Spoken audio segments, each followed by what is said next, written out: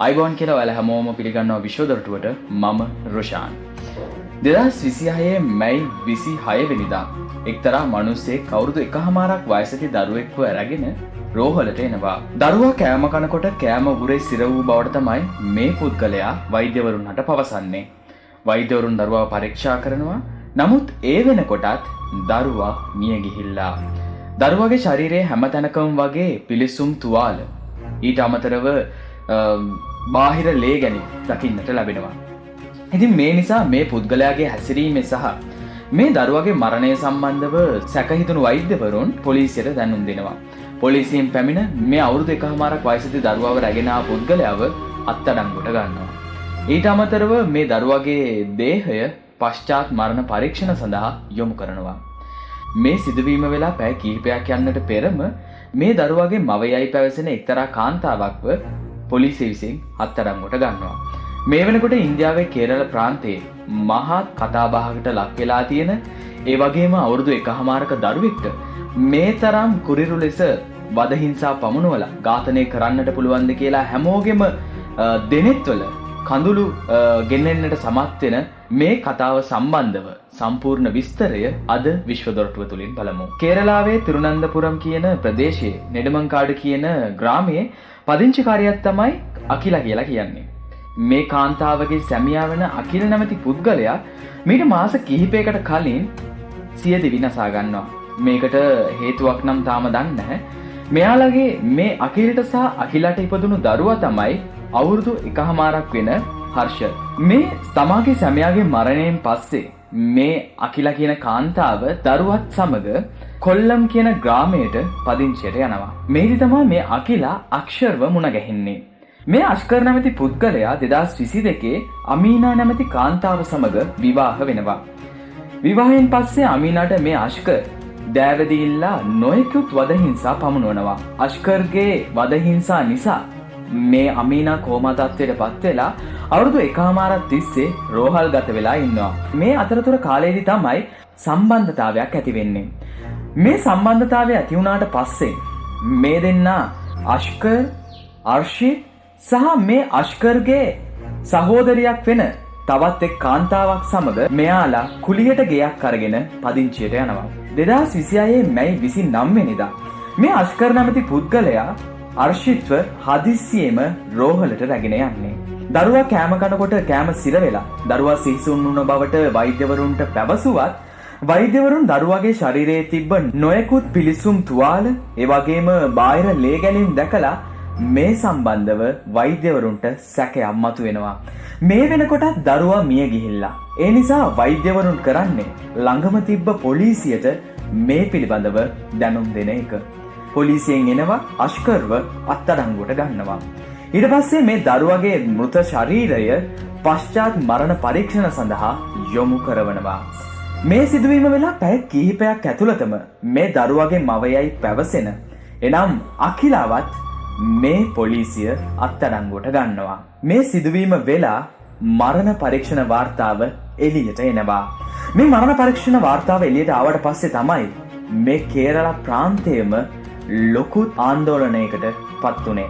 මේ අවුරුදු 1කමාරක් වයසදී බිලින්දාගේ ශරීරයේ තුවාල 91ක් තිබිලා තියෙනවා. පපුව ප්‍රදේශයේ තදින් පහර වැදීම නිසා මේ දරුවගේ පර්ශුවල පර්ශු 7ක් කැඩිලා ගිහින් තියෙනවා. ශරීරයේ අභ්‍යන්තරයේ නොයෙකුත් තුවාල නිසා ශරීර අභ්‍යන්තරයේ බොහොමයක් ලේ ගැලීම් සිද්ධ වෙලා තියෙනවා.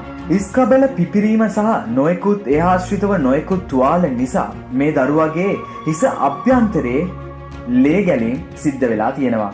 ඉතින් වෛද්‍යවරු පවසන ආකාරයට මේ ලේ ගැලීම තමයි බොහොමයක් දුරට මේ දරුවගේ මරණයට හේතු වෙලා තියෙන්නේ. මේ තුවාලවල ස්වරූපය ගත්තම මේ දරුවගේ හිස අල්ලලා යම් බිත්තියකට හයියෙන් ගැව්වා වගේ තමයි මේ තුවාල දකින්නට ලැබෙන්නේ. ඒ වගේම තමයි ශරීරයේ පුරාවටම ඒ වගේම ලිංගාශ්‍රිත ප්‍රදේශවල නොයෙකුත් පිලිසුම් තුවාල සිගරට් වලින් පිලිස්සුවා වගේ තුවාල දකින්නට ලැබෙනවා. ඒ වගේම නැවත නැවත මේ දරුවා වද හිංසාවලට ලක් වූ බවට නොයෙකුත් සාක්ෂි මේ දරුවගේ ශරීරයේ පුරාවටම දකින්නට ලැබෙනවා. ඉතින් මේ කාරණා කරනකොටගෙන දීර්ඝ කාලයක් තිස්සේ මේ දරුවා වද හිංසාවලට ලක් වූ බවට වෛද්‍යවරු සහතික කරනවා. මේ සිදුවීම සිදුවෙන්නට සති කිහිපයකට පෙර මේ අර්ෂත්ව සහ අකිලව එක්තරා අහම්බෙන් වගේ එක්තරා බ්ලොගර් කෙනෙක්ට මුණ ගැසෙනවා. එතකොට ඒ බ්ලොගර් මේ අකිලගෙන් අහනවා මොකද්ද ඔයාගේ දරුවාට වුනේ? එතකොට මේ අකිලා කියන්නේ මගේ දරුවා බයිසිකලෙන් වැටිලා තමයි එයාගේ මේ අත් දෙකම කැඩිලා තියෙන්නේ. ඒ නිසා තමයි මේ බැන්ඩේජ් දාලා තියෙන්නේ කියලා එයා පවසනවා. නමුත් ඒ බ්ලොගර් එතකොට හිතනවා ඇත්තටම මේ දරුවා අවුරුදු 1කමාරක් දරුවෙක් නිසා ඇත්තටම බයිසිකලෙන් වැටෙන්නේ නැති කියලා. නමුත් මේ වෙනකොට මේ මරණ පරීක්ෂණ වාර්තාවෙන් සඳහන් වෙන විදියට මේ අත් දෙකම මේ දරුවාගේ කැඩිලා තියෙන්නේ බයිසිකලෙන් වැටිලා නෙවෙයි කියලා සහතික කරලා තියෙනවා.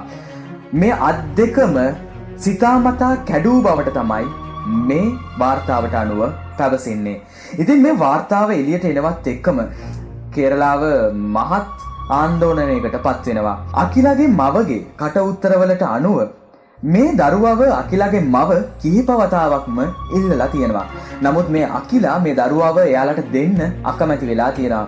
මේකට ප්‍රධානතම හේතුව හැටියට සලකන්නේ මේ අකිලා කාලාන්තරයක් තිස්සෙම මේ අර්ෂත්ට නොයෙකුත් වදහිංසා පමුණුවලා තියෙන නිසා. අකිලගේ මවගේ කට උත්තරවලට අනුව මේ අෂ්කර් සහ අකිලා දෙන්නම එකතු වෙලා තමයි මේ දරුවව මරණයට පත් කරන්න ඇත්තේ කියලා එයා තදින්ම විශ්වාස කරනවා. හැබැයි අකිලා කියන්නේ වෙනම කතාවක්. එයා කියන්නේ මගේ දරුවට මේ වගේ දේවල් වුණා කියලා මන් දන්නේ නැහැ. මේ දරුවට මේ සිදුවීම් වෙලා තියෙනකොට මම හිටියේ වෙනත් ගමක. නාට්‍ය හා රංග සඳහා වූ වැඩසටහනක් සඳහා මම වෙනත් ගමකට ගිහිල්ලා හිටියේ. ඉතින් මගේ දරුවා මැරුණ එක පවා මම දන්නේ කෝල් එකෙන් කියලා එයා පවසනවා. ඊට පස්සේ පොලිසිය විසින් අෂ්කර්ගේ කට උත්තර ලබා ගන්නවා.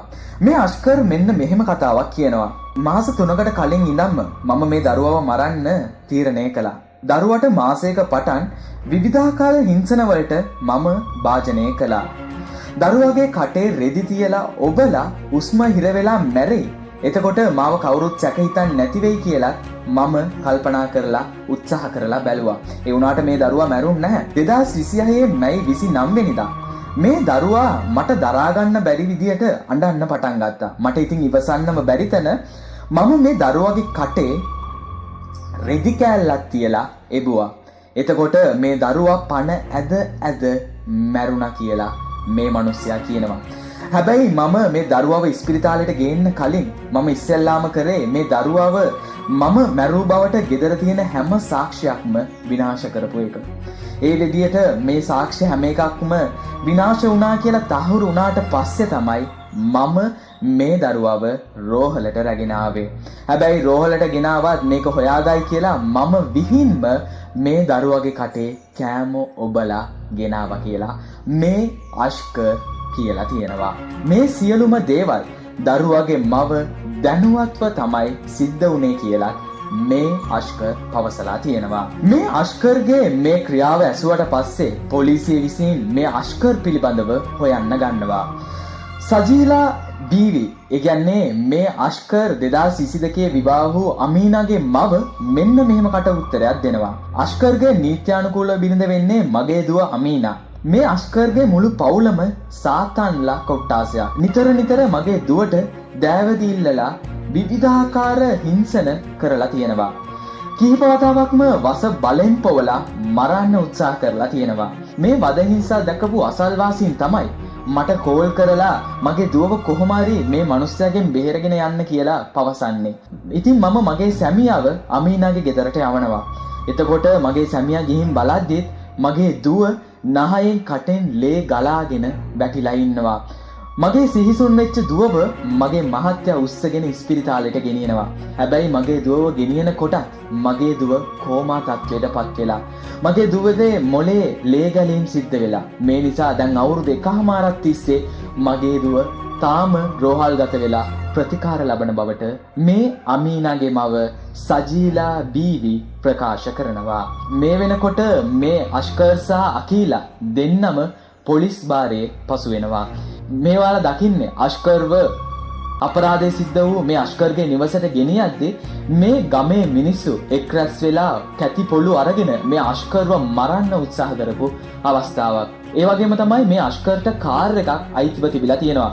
ඉතින් මේ අෂ්කර්ට ගහන්න බැරි ඒ තරහට මේ මිනිස්සු මේ කාර් එක කුඩු කරලා දාලා තියෙනවා. මේ වෙනකොට මේ අෂ්කර් සහ අකීලා දෙන්නම පොලිස් භාරයේ තමයි පසු වෙන්නේ. ඉතින් මේ සම්බන්ධව ඉදිරියට නීත්‍යානුකූලව මොකද්ද කේරලා රජය මේ සම්බන්ධව ගන්න පියවර කියලා මම ඔයාලව අප්ඩේට් කරන්න බලාගෙන ඉන්නවා. එහෙනම් මේ වගේ තවත් වීඩියෝ එකක ඔයාලව හම්බෙන තුරු මම අදට සමුගන්නවා. මම රොෂාන්.